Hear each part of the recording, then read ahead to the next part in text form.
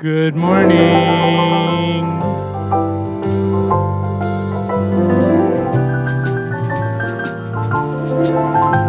Good morning, everyone. It's a beautiful day in this neighborhood. It's a beautiful day in the neighborhood. My neighbor, would you be mine? Could you be mine?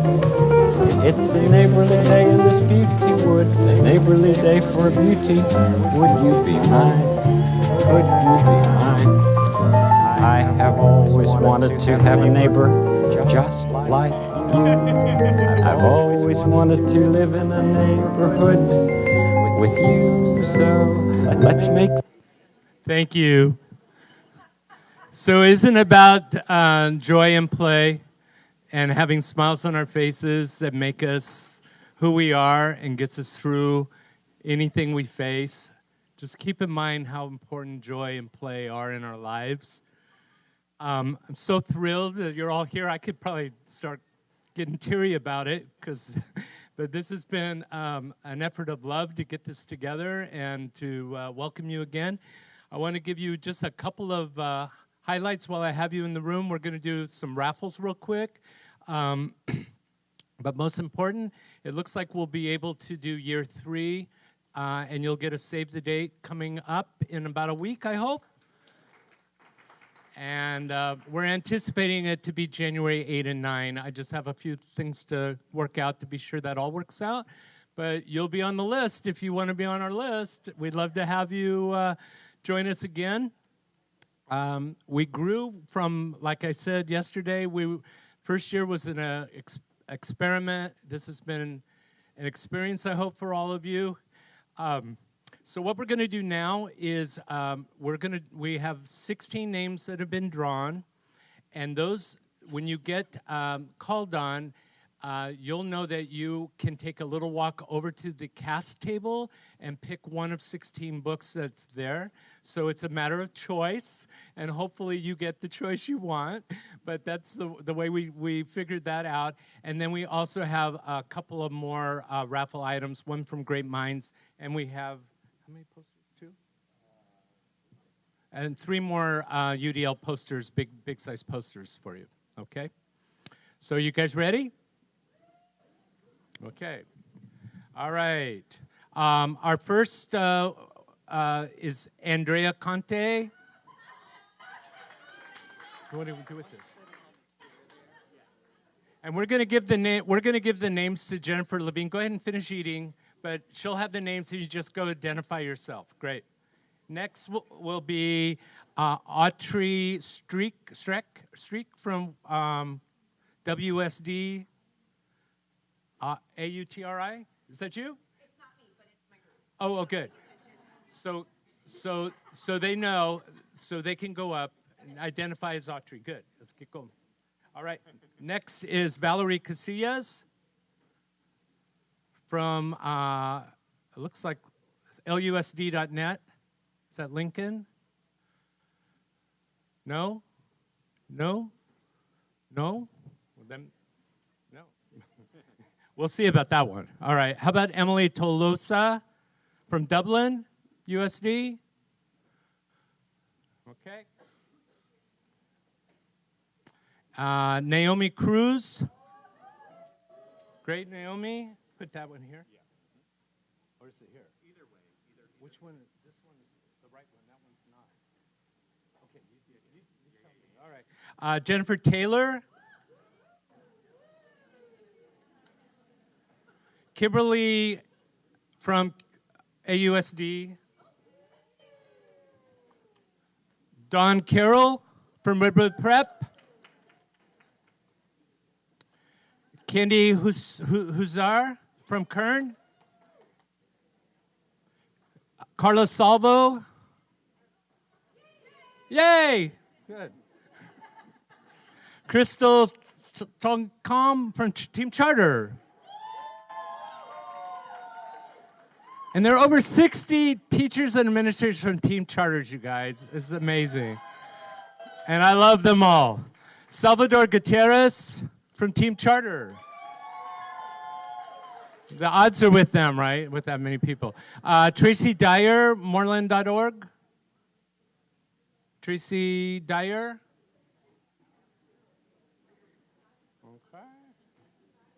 Okay.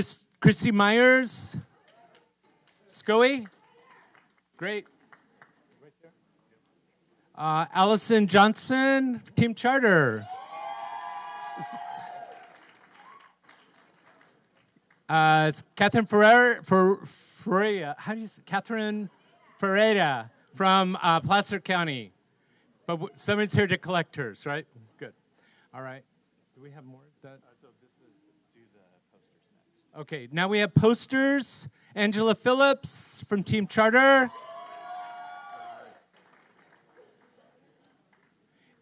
Amy Banan from Placer County Office of Ed.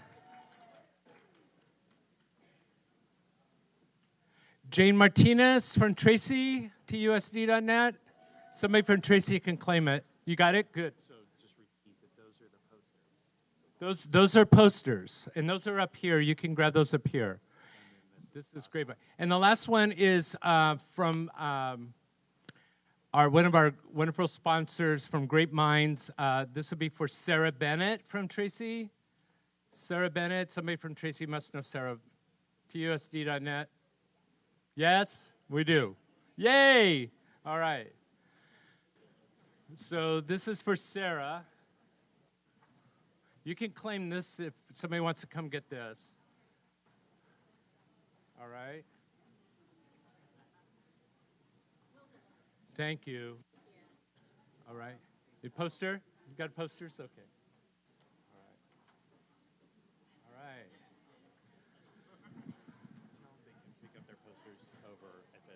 Oh, and the posters will be available on the table around by the exit there.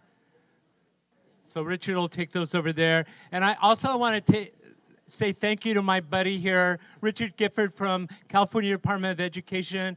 He's been one of my lifelines through this last year, so just let's give him a round of applause and thank him.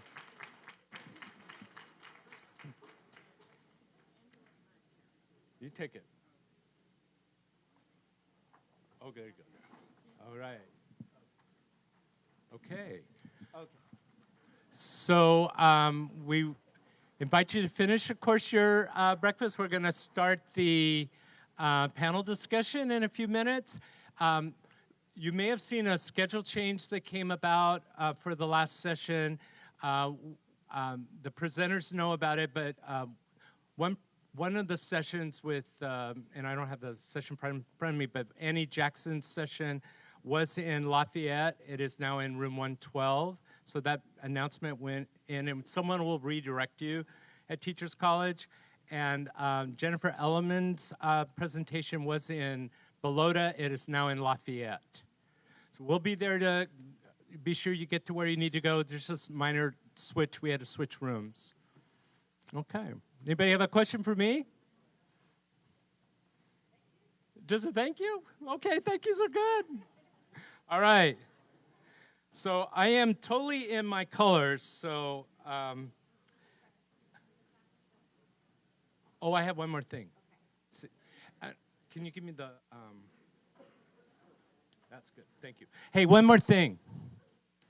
Can you imagine I got a lot of things going on? On the back of your program, is a QR code. We would really appreciate getting your feedback about the two-day summit. It's only a 5 or 6 question survey, very short. It won't take you very long, but we really would like to get feedback from you. Also in Sketch, after the events that you went to, there's those little happy, sad faces.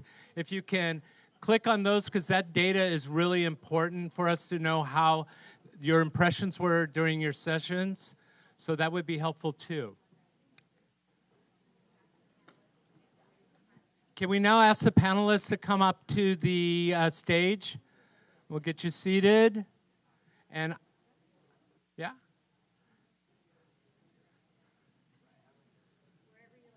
Yeah, you can take any seat you want. I'll take my coat away.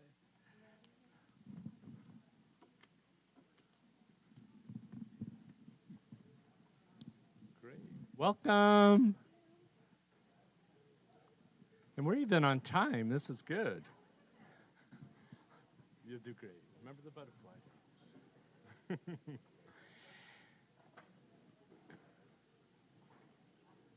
we go ahead and start? We can start. So I would like to now introduce a very, very good friend of mine, someone who can get away with calling me Papa Fred. And I think she is responsible for me being called the Mr. Rogers of UDL, because I think it was you. Shamron Coyle, who's the director for the California Coalition for Inclusive Learning. It was inclusive literacy in the first phase of the grant. Now it's inclusive learning. A great friend of mine. That's why I am a UDL implementation specialist. And she's taught me so much, so is the whole team. So I'm going to turn this over to her. She is going to lead the panel discussions. And it's always great to hear from voices in the field, right? Really hearing authentic of how this all works for them in their environment. So anyway, turning over to Shamron. Welcome her, please.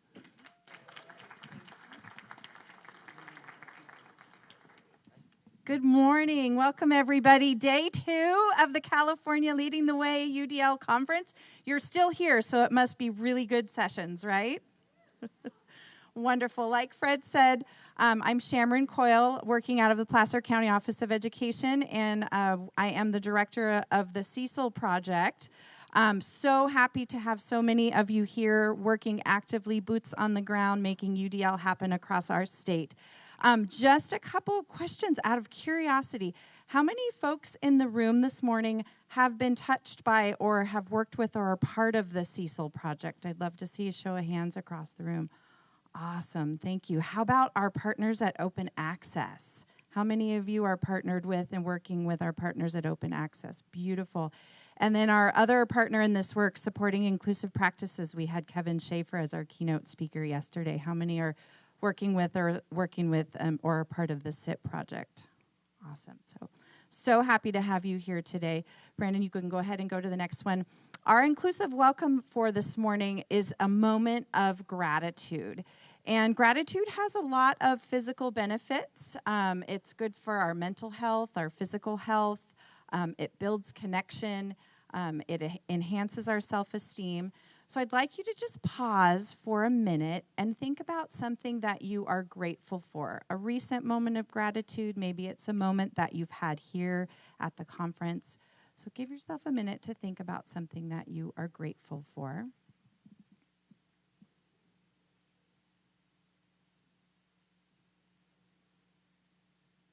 And then if you would like to, share with a friend right next to you.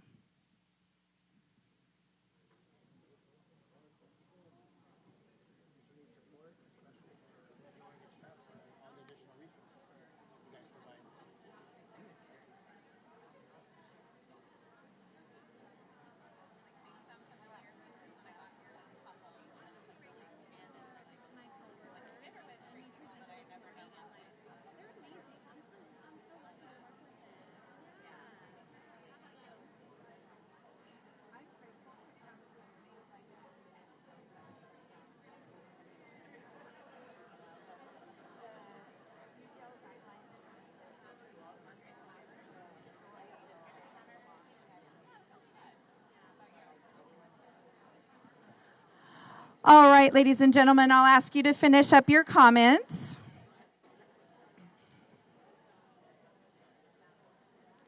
Thank you for sharing your gratitude with your colleagues. And I would like you to help me with a moment of gratitude. Putting on a conference like this is a big, big endeavor. And it would not be possible without our UDL Summit Planning Committee. So Brandon, if you wouldn't mind putting up the next slide for me. So Planning Committee folks, I would love for you to stand and receive a moment of gratitude for all of your hard work and dedication to make this session happen. So we have Fred Cochran, Leah Padilla,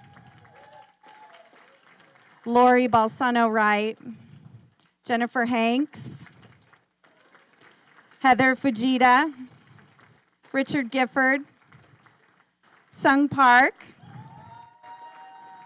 Stephanie Coleman, And I also want to recognize Noelle Mullen. Noelle, are you in the room today? Not darn. I knew that would happen. She is the crazy woman running around that has taken care of most of the logistics, down to the tablecloths and the amazing food and making sure the programs are ready for us. So just a big round of applause once again for our planning committee. Such an honor to do this work together. We were reflecting on our moment of gratitude up here on the stage, and the pull for me at this conference, I got to be here as a learner, which is really great. No sessions, no facilitating this time. And I'm walking away, and I have such a sense of joy. I experienced so much joy and so much play and such a sense of belonging. And so I think all of us are responsible for building that type of energy and connection here. So I really want to thank all of you for investing in yourselves, for investing in each other, so filling our buckets and our cups so that we can turn around and take this back to the places and spaces that we are creating for the learners that we work with. So thank all of you. And Noelle is here. Yay! Come on up, Noelle. Thank you so much. Look at all of this work behind the scenes. It's just been wonderful. So thank you very much. We saw how hard you were working back there. So thank you very much. Okay. All right. Thank you for that moment of gratitude. I would like to welcome, and I will actually have our panelists introduce themselves. We have a wide variety of experiences to offer from our panelists today. They are practicing this art of universal design for learning across a wide variety of contexts. So I will have each of them introduce themselves and share a quick connection or a quick story about what brings you to UDL or what has been impactful for you in your practice. You want to start us off, Keith? All right. Keith Rangel, principal, Ripon High School. Again, thank you for putting this on to everyone involved. It's great to come and have the great discussions and collaboration. And first and foremost with UDL, you know, the mindset is it's not something added to the plate. It really is the plate when you boil down to it. And it's just so beneficial, as we've talked a lot about this last couple days. My journey, I started as a attendance liaison, custodian, cleaning classrooms, painting classrooms, coach wrestling, coach track, football, summer school, Saturday school. And then wasn't sure what I was going to do, and the superintendent said, "Congratulations." I said, "Thanks." Wasn't sure for what. So I said, I better ask him, what am I getting congratulated for? And he's about 7 feet tall at the time, and I'm a whopping 5'7". So I said, "Mr. Zuber, what are you congratulating me for?" He called me by my brother's name, but I didn't correct him. And he said, "We got you a teaching job." I said, "Great." And then he walks off. I'm thinking, what am I teaching? So then I didn't have courage to ask, and I found out at the next board meeting that I was teaching special ed. I said, "Oh, that's great. I'm not sure what I'm doing, but I'll figure it out." And I fell in love with it. So after doing all the different, wearing a lot of different hats, that's where my first teaching position was special education. And then from there I became the vice principal and now principal. So wearing a lot of different hats, but we all have different responsibilities, but the value has been great. Again, thank you.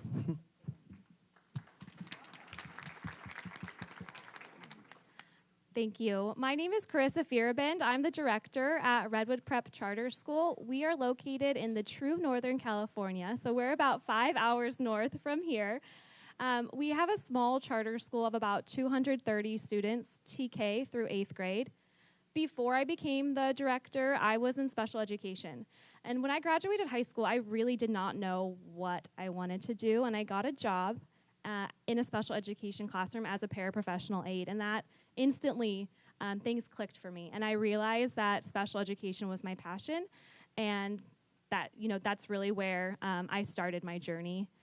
We had a student at our school who was amazingly intelligent, had so many great strengths, and also there were some barriers within the learning environment. And that student required me to get really creative in collaborating with our general education teacher to create access. And that was my real launching off point with Universal Design for Learning. And what we kept coming back to when putting supports into place for this one student was, wouldn't all of our kids benefit from this?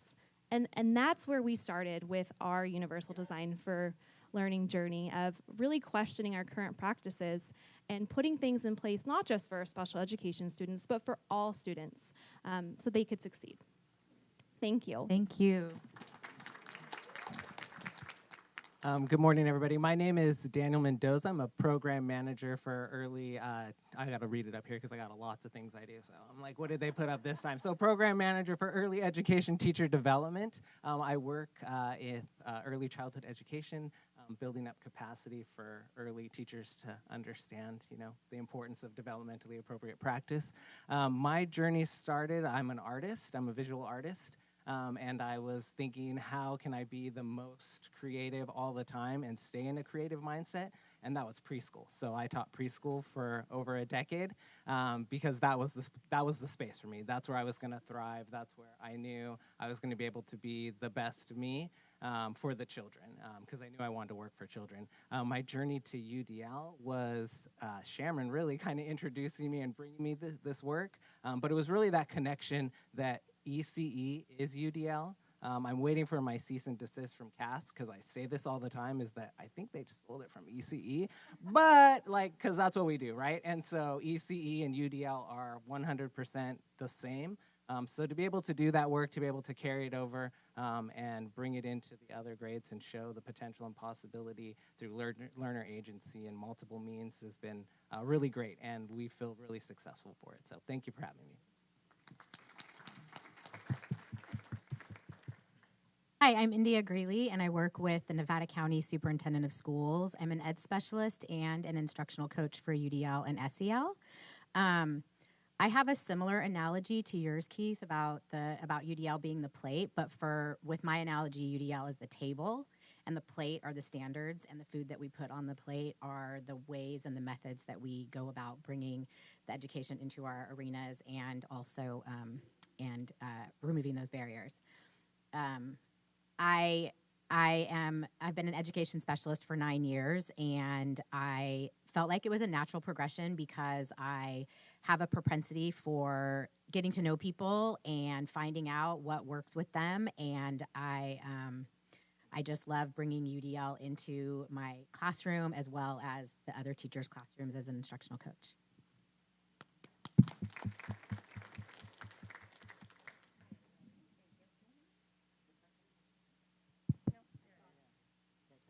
Can you hear me now? Okay.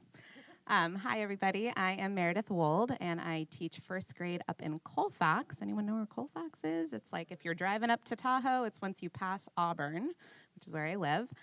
This is my 19th year of teaching. I've taught kindergarten, first, and second grade, so primary is my jam. I started doing UDL work with Jen and Leah. They came to Colfax last year, and we got to do some PDs with them and a 2-day training, some instructional rounds. It's amazing just seeing the impact it has in my classroom. As the last person on the panel, I've already had my quote stolen twice, but I'm just going to go ahead and say also, I heard from Jen early on in our UDL training, UDL is not one more thing, it is the thing. And that's really just helped me reframe my teaching practice and my lens and how I go about teaching in the classroom. So I just love seeing the impact it has on my students and having them be advocates for themselves in the classroom. Thank you. Thank you all for being here. So we've taken the questions for our panelists, from CAST school-wide UDL implementation criteria, and we're going to ask questions across the 4 domains, so school environment and culture, teaching and learning, leadership and management, and professional learning. So we'll go to the first question, and I think that is Karissa. So our first question is, how has this work influenced how you and your staff foster a sense of and culture of inclusion?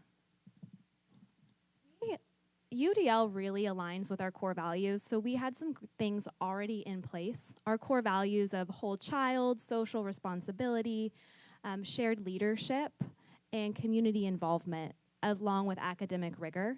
And so we were able to use UDL to look at our core values and to make these small changes along the way that really do create this culture of inclusion. When you walk through our rooms, when we've done instructional rounds, we see engagement. Our students and our staff are fully engaged with one another. There's flexible seating. There's tools and access for all of our students to participate.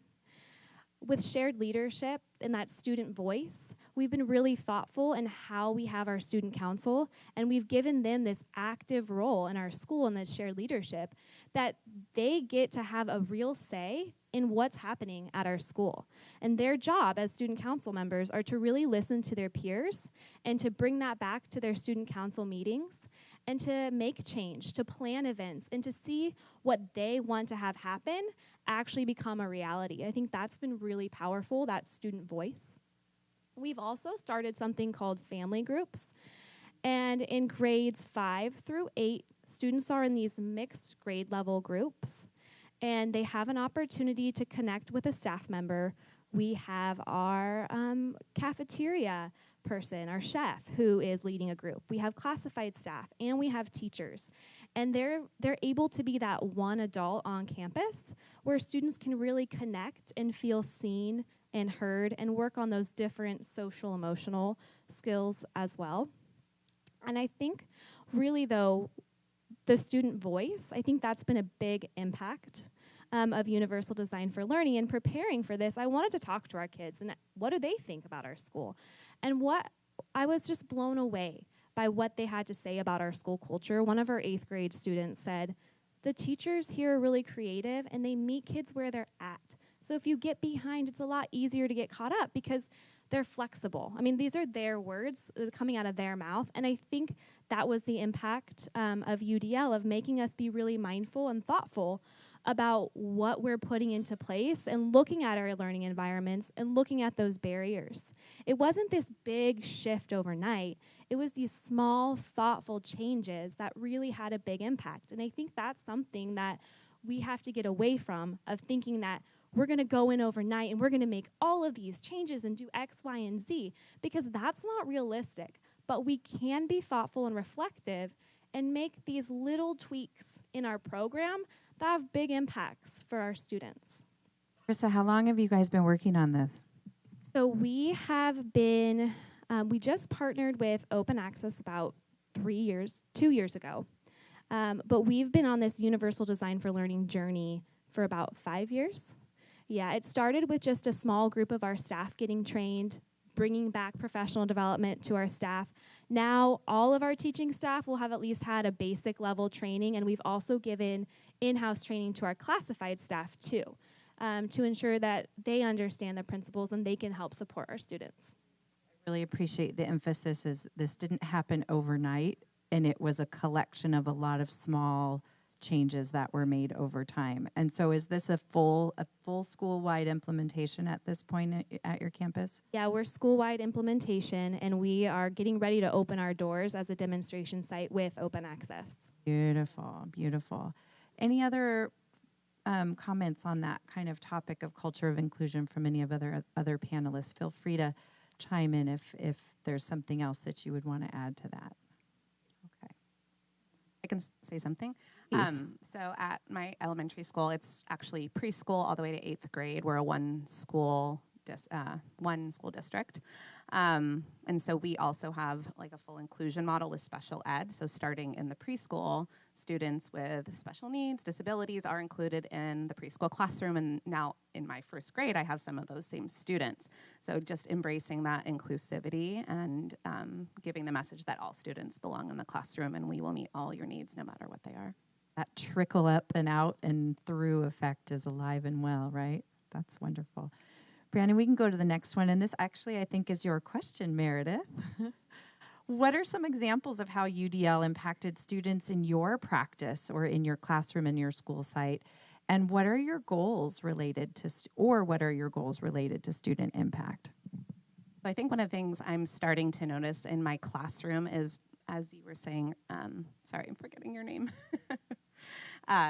just more student voice. they're becoming more active in asking for what they want and need. For example, I have one student in my classroom, you know, the kid in first grade, one of the boys is a little squirrely. You're like, okay, buddy, you're sitting right up here with me on the rug. And I've started implementing some more flexible seating in my classroom, some hokey stools, some yoga balls, chairs, other things like that. And the other day we were coming to sit at the rug for a lesson, and he goes, actually, Miss Wold, like, I think I can get my best learning done back here in a chair. And I was like, okay, like, that has to be a lot for a first grader to say to their teacher, and like there has to be a safe space for that to happen and for them to feel comfortable enough to start advocating for themselves. So that really struck a chord with me. It's like, no, I don't really know what all the kids need. Like, they know what they need best, and I want to create an atmosphere where kids are comfortable enough to ask for whatever they need to get their best learning done and to thrive. So I think one of my goals is to just continue that and continue fostering kids to be able to ask for what they need to be successful.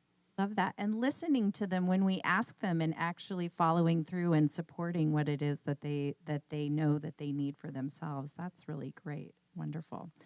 India, you're kind of in that teaching and learning perspective too as well. What's the planning process like in implementation, whether it's at the classroom level or the systems level? What can you tell us about that process for you? I think it was a perfect segue because the first thing in my planning process is absolutely always relationship building. I was so excited when UDL 3.0 came out, and it was like so partnered with SEL because I do a lot of work with both UDL and SEL, and student agency has been so key in my classrooms. And when they had the word student agency on the new 3.0, it was like, yes, this is it, because getting to know your students and getting to know who they are and connecting to their prior knowledge and all of those things, I think, is just the biggest way and the most natural progression in removing barriers, anticipating barriers, and then, you know, moving into lesson planning with all of those in mind. The relationship is key. I was in a session this morning, and oftentimes in learning situations, I'm hearing other people's interpretations of this work that we're all doing, and sometimes it gets synthesized for me. And the thought that I had this morning it was Adit and Jenna's session was, I really feel like the UDL guidelines are validating and celebrating the experience of being human.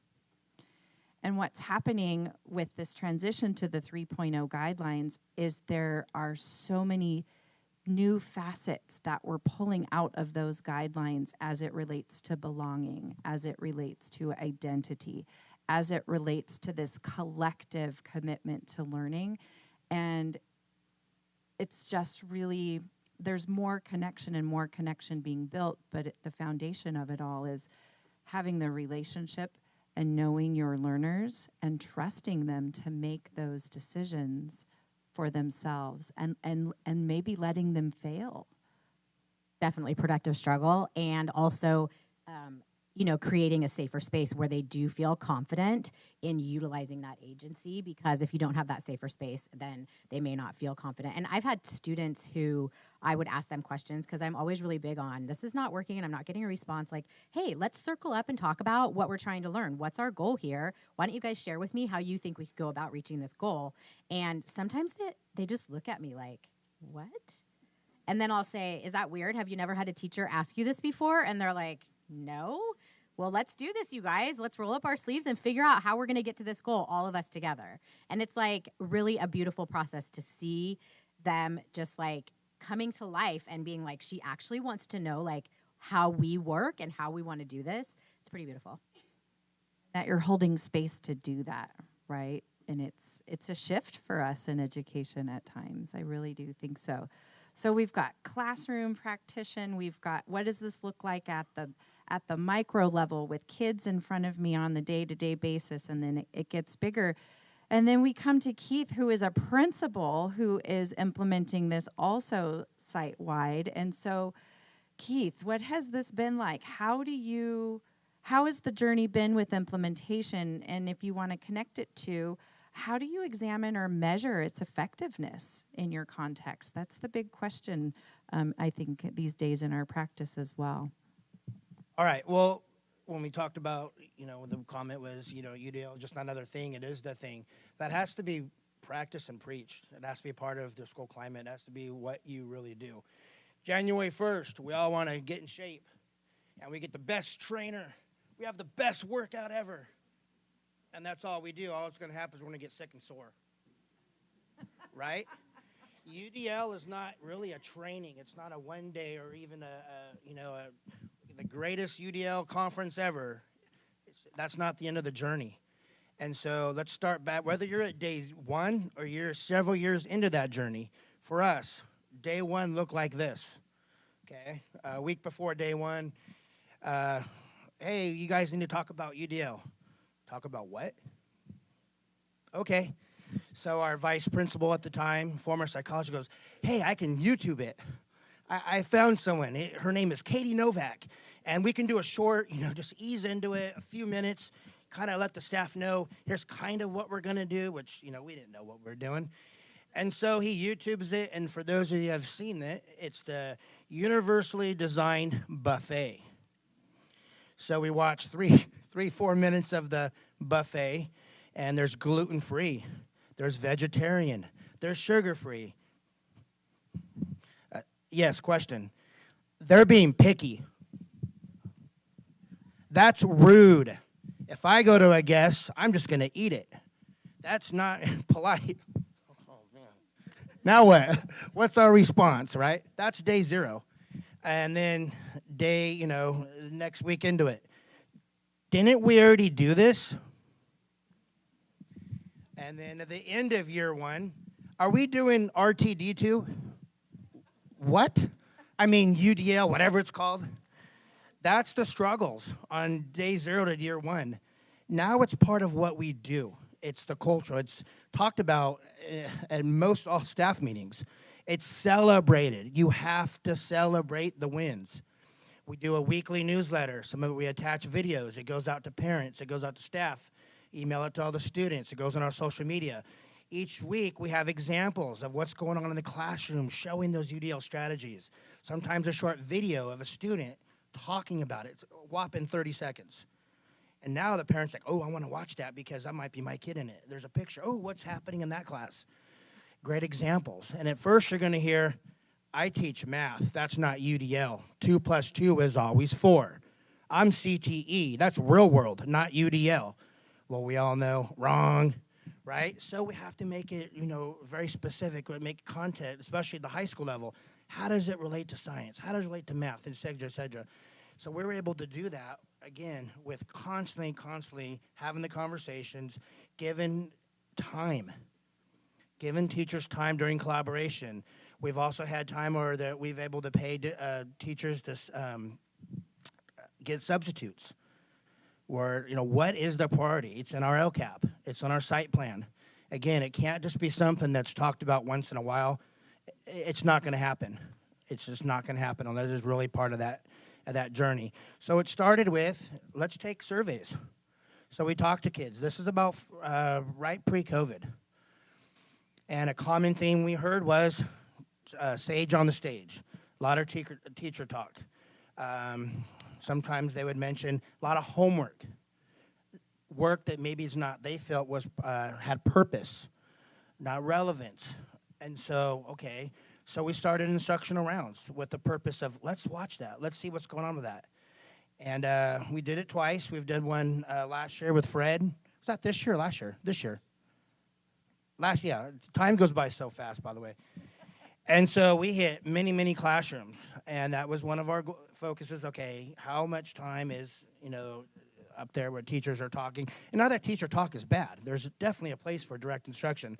Anybody want to take a guess what that percent was? Throw it out there. 90? Not quite that high. It's about 75 to 80, mid-70s.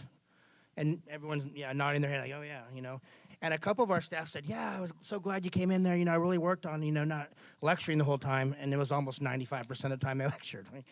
Again, time goes by fast. If another common theme you will hear for those of you that are starting the journey or even, farther along, oh, we do that. Oh, yeah. I've done that many times. Yeah, we already do that. Okay, maybe, probably. But with UDL, there has to be a purpose, purposeful conversation, purposeful goals. And if something is good for one student, we can bet it's good for many, if not all. And that's kind of where our focus has been, talking to these students. And now with the survey, the kids feel, in our latest LCAP survey, our 9th and or our 10th and 11th grade were surveyed, 80% felt they were learning, and 75% of our students in those 2 grade levels felt the teachers were either flexible or accommodating, meeting their needs, and different avenues to show mastery. So that's huge. Yes, looking at data, what data would that look like? Obviously, the CAS system is what we live in, but it's one test, one grade level. There's got to be other measures, observations, surveys, talking to that staff, giving the staff choice when we talk about UDL. What is it they feel that they need support at? What is it they need time with? We give a survey in the beginning of the year to our staff. There's about 6, 7, 8 different options. And then that's what we focus on. And then when we call breakout sessions during our collaboration, the teachers get to pick. And it's pretty powerful when you're learning from your colleagues. And so I go back to instructional rounds. It's amazing. I had a comment from a teacher. I've taught here 25, 30 years with this other teacher, and I've never seen him teach in the classroom. I've only seen him in the lunchroom. I've only seen him at the Christmas party. It's pretty powerful, and that sparks those discussions. So when we talk about implementation, we talk about, is this effective? So many different measures. But again, if it really is going to be a party, then it needs to be year-long, all the time. It's what you do. Because now I don't hear, oh, are we doing UDL again? Yeah, it's what we do. It's constant. So, anywho. Yeah, the change that we need to make can't rest solely on the shoulders of our teachers. And so when we have the support of our leaders and we have the support of the system and we're building that ecosystem to keep this continuous improvement moving forward, it is much more impactful and effective and less exhausting, quite honestly. So sounds like you've got a lot going on at that campus. How long have you been working on this particular work? Well, we started with our MTSS SUMS grant, I believe, in 17, 18, and then from there morphed and more specific UDL. So we're about 4 or 5 years in that journey. And that journey continues to go on, as I mentioned, and think about why. Staff change. Our learners change. Our environment change. Ed code changes. Our policies and procedures sometimes change, whether we agree with them or not. Therefore, the barriers can change. So that's how it's constant. So when someone says, we already did this, guess what? You have new learners. We have a new policy and ed code, and so on and so on. That's kind of how the mindset needs to be. We're constantly looking for improvements in that journey. Any other thoughts from the panel? And please. I just want to say that when we started, it was very helpful to look at what are we already doing that aligns with UDL, because I think a lot of us already have so many practices in place that fit within universal design for learning. And so to start by looking at what you're already doing and then picking a couple things that you want to improve on, I think that's a really great starting point. I also want to talk about time because you bring up something really valuable. And I think for any school administrator who's in the room, what we have to do is give teachers time. They already have a very busy schedule. And so getting creative with teachers' day and allowing time within their school day to prep and to do the things they need to do to implement UDL and remove those barriers is crucial. And that's something that, we were facing that barrier ourselves within our school of not having any time in the school day. And so I think that's essential if we're going to ask teachers to take on this really big task, that we have to give them time to be reflective. Barriers in the design and the system, not the learner, right? And I feel like when we were doing this work as a principal at my school site, it was my job to minimize the barriers for my teachers to do what it was that they needed to do, and they need time to be able to do that. So I really appreciate you bringing that into the mix. So Daniel, professional learning, we spend a lot of time and investment in learning and growing and improving. Knowing what you've learned so far, barriers you've encountered, and successes you've experienced, what are your next steps and recommendations for the field? And I'll kick this one off with you, but I'll also invite the rest of the panel to also have a response to this question. Thank you. So we know, like thinking back, what I've learned or what we've all learned is we know this works, right? We know ECE knows it works, SPED knows it works, we know it works with dual language learners, we know it works across the board. I've like basically UDL'd my life since this, like all my things that I do personally, you know, UDL fits into everything. So knowing it works, really kind of what the next steps are is kind of addressing and challenging those things, those barriers that we need to do. So for sure, we need to continue with advocacy and policy change. So starting at the top, right? We need to go in, we need to say, you know, this is already embedded in standards and things like that. So we know it's there. We have the data, we have the research, we have the information. You're all sitting here, right? You're all here because it's working and you want to see and continue to acknowledge how it works. So addressing that, right? Policy, advocacy change, and then really looking at like systematic barriers, like curriculum rigidity, right? How do we address that? How do we bring others on board to understand that we can break down these systems that are in place and utilize these tools and still meet and address what they're asking for, right? Bottom line is a lot of it comes down to money when it comes to the state, when it comes to what they're asking us to do, why we need to do certain things. So we have that information. We can break down that rigidity.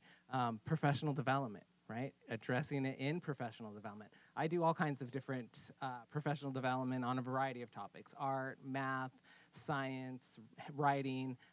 Every time I try to institute UDL in there, right? I put UDL in there and talk about its connections. Whether they ask me to do that or not, it's in there, right? Whether they ask me to do equity and diversity and inclusion, I put it in there, right? Because it's there. And so it's a part of what we need to do.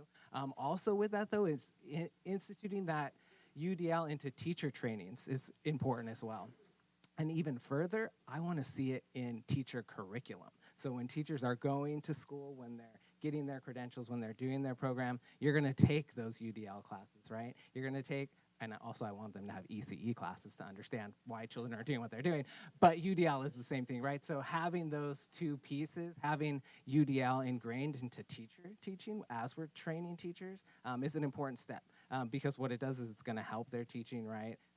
The big thing for us that we always talk about with UDL is behaviors. Behaviors in early ed are on the rise since we all remember 2020. So after that, like just behaviors have grown. So UDL helps address all those things. So moving forward, that's a really big component of that, to institute that into teacher learning. And then I would say the biggest thing, and something I've heard over the last 2 days from lots of you, is administration buy-in, right? And we're hearing it up here on the panel. That's really the biggest thing, right? We know individually that these systems are working. Well, in here, we all know as a collective that these systems are working. So it's really getting that administration buy-in. For example, you know, well, at Colfax, right, we have that inclusion site. We know that that works. We're seeing the impact that it has when they get to first grade, when they get to those later grades, that connectiveness that the children have, that acknowledgement that, you know, this learning space is there. So helping administrators buy in and understand that is probably the biggest barrier. But I think if we can kind of go from the top down and build out that potential for their understanding, for the system to see that utilizing it will like create such a huge impact, not only for the teachers to reach children the best possible way, but really what we're all here to do, create the best possible, most maximum outcomes for children, right? So that they're met individually, so that they're acknowledged authentically, and that they can learn and grow in a space that really recognizes them for who they are. Daniel, who else would like to share? Barriers and successes. What recommendations do you have for the field? I'd love to add to that. Thank you, Daniel. I think when you were mentioning, Karissa, about that it's like baby steps and it's not happening overnight, and I think it's so important, and to just remember that it's not the one and done, and that to remind teachers along the way when we're coaching that it's like one one thing, try one thing, just try one more thing, just implement one more thing instead of that overwhelming idea of like, I have to completely overhaul this overnight. Like, it's just not, that's not how a paradigm change is made, right? And then I also wanted to comment when you were talking about the behaviors. I have a beautiful story. We were able to do a UDL Essentials training with one of our school sites in Grass Valley. It's a very small site. I support John Muir Charter Schools through the NCSOS, and this site has 2 teachers, and we were able to do PD a couple weeks ago with 2 teachers, paraeducator, and the school counselor. And a week later, we followed up with them. And it was a really beautiful thing to see because the paraeducator before that had been approaching behaviors in a very punitive manner. And after going through our UDL Essentials training, his demeanor and attitude about the students, towards the students, everything was completely different. And he said, you guys were right. I just had to give him agency. I just had to ask him questions and what do you think would make make you behave differently or whatever. And then he had a huge smile, and it was like he was truly empowered by having gone through this experience and realizing that he could give the students agency instead of thinking that he couldn't and had to keep that power for himself. It was amazing. So in my classroom, we have lots of little signals, and one of them is this, which is like, you took my idea, and I feel like that keeps happening up here. I'm like, oh, you took my idea. But just to echo what you were saying, it's just like, it does start with one small step. Like, what is it? A journey of 1,000 miles starts with one step. And just this morning before I came here today, I was like journaling and thinking, okay, like what do I do when I get back to the classroom Monday? And it can be overwhelming thinking of all the information you've taken in at the summit and looking at the UDL chart. And it's just like, can be a lot to take in. So just thinking like what I think you said in your session, Chris, like what is the one scrappy step you can take? And just starting there and having that grow. And like, I think for me, a lot of what I've heard about starting with our keynote is joy. And just like having that sense of joy in the classroom, like whatever brings you joy, giving your students that sense of joy and having the classroom be a happy place. Sometimes it can get stressful, like those behaviors are real. I experience that every day, but just remembering like we are all human, we're all in this together. And I just think having that sense of I'm going love to and take joy. the scrappy step idea for sure. Awesome. Keith, did you want to add? Yeah, when I was talking about student feedback, what we did, our staff at Ripon High just want to just really thank them for embracing this journey and the mind shift, like just shifting them. Okay, the mindsets. How do we constantly improve? And so one of the most powerful things I feel we did last year, our area of focus was our EL, our multilingual learners. We brought three, 4 of them into our staff meeting. Wow, it took a lot of courage for the students. And we had them share a couple things they appreciate from the staff. We had they shared also what some of the strategies were beneficial, and then also share some struggles, what was going on in the classrooms. And they were very respectful, very, but yet honest. And it made all of us look in the mirror saying, oh my gosh, we didn't think of that. One example, a kiddo said, hey, they had to analyze a short video on, I don't remember if it was 9/11 or Pearl Harbor, and he said, I only got to watch the video one time. He said, I was just trying to understand the words. He's only been in the States for a few years. So we asked the teacher, can you put the video on Google Classroom? And the teacher goes, oh my gosh, yes, of course. Duh. So it was powerful just listening to our students at that staff meeting. I really appreciate that. That's something I would highly recommend. They were nervous, and we had to prompt them a little bit. Hey, this is just to get some feedback from you're not in trouble. Obviously they were some of them said they would do it, but they wanted to be recorded. They didn't want to be live. And then 2 or 3 showed up actually to our staff meeting, and it was very powerful, amazing. Voices from the field, right, in your own staff meeting. That's beautiful. Karissa. Did she get everything? Beautiful, beautiful. I'm going to go back to the session I was in this morning. Edith and Jenna, where are you? Are you still here? Beautiful.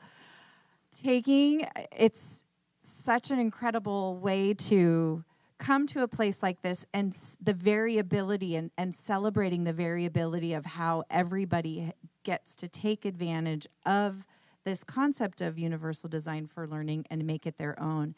And coining the phrases from Adit and Jenna this morning, I think that this room is full of heroes.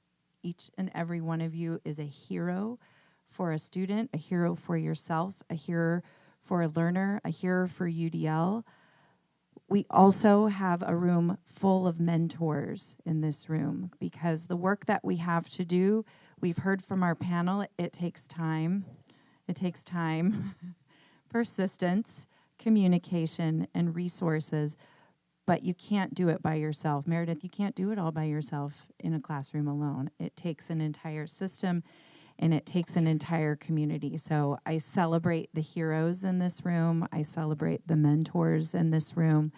And I want to offer another thought that instead of thinking of your next challenge as a challenge or a problem, think of it as an opportunity for adventure and what you can do as you tackle that problem, what mentors you can lead on, what heroes you can rely on to get you through and move forward in that next step in your learning journey with UDL. It is alive and well. So I thank the panel for sharing their insights and experiences with all of us.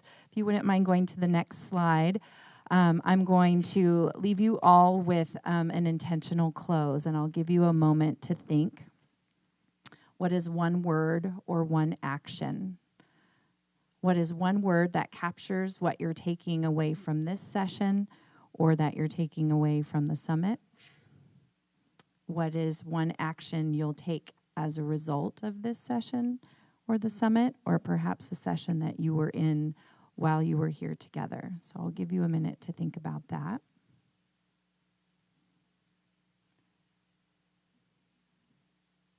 And then when you're ready, share with a colleague at your table.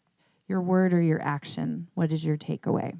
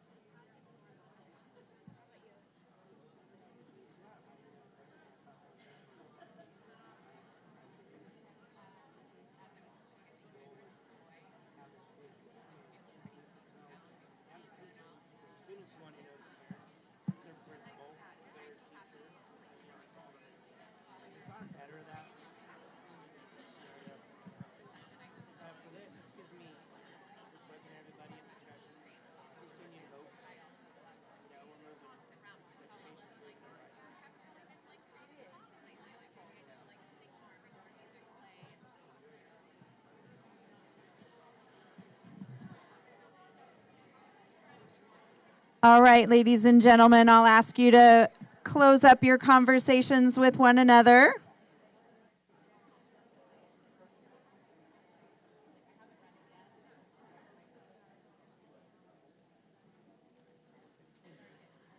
And I see a hand.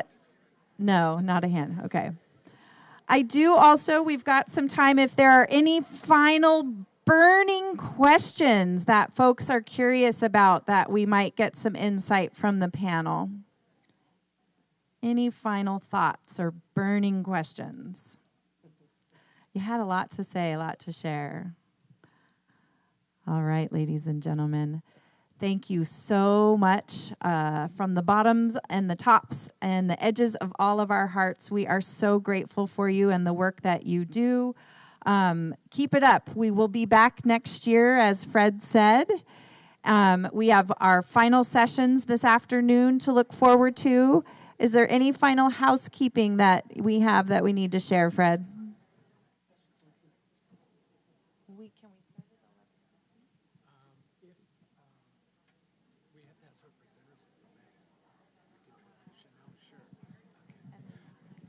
Yeah.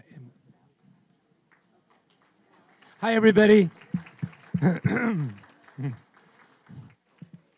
I didn't show you my socks. Those are pretty cool, too. we're a little ahead of schedule, and we want to be sure that if our presenters are available to start a little bit earlier at 11:15 instead of 11:30, that'll give us another 15 minutes gift of time for you to get out on the road. If there's not an objection to that, we would say that this could be your 15-minute transition to get to your session. And if you have to wait just a little bit for the presenter, we're hopeful that they can get started so that you can have a head start home. But before you do that and before you pack up, I want to thank each and every one of you for being an important part of this experience. So thank you again, everybody. Were you at CISC ever in Monterey? No? I know. You look familiar, like I've met you before. We're going to do a group picture.